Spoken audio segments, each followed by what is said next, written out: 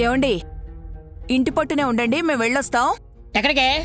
నీ మరదలు బ్యాంక్లో చెక్ డిపాజిట్ చేసొద్దాం అంది. తోడెళ్తున్నానంతే. చెక్ డిపాజిట్ చేయడానికి తోడెందుకో? 10 కోట్లు కదా విక్రాంత్ బాబు. డమ్మో డమ్మ, అమ్మొచ్చింది.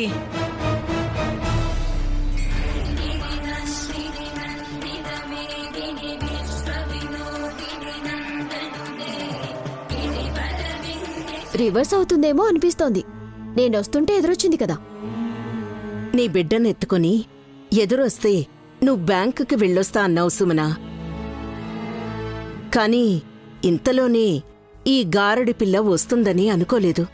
నేను రాకపోతే బయటికెళ్ళిన సుమన మళ్ళీ తిరిగి ఇంటికొచ్చేది కాదు. నుదుట బొట్టు పెట్టుకోకుండా బయలుదేరింది కదా. ప్రమాదం జరిగి కుంకుమ బొట్టు ఉండాల్సిన చోట రక్తపు ధార ఉండేది.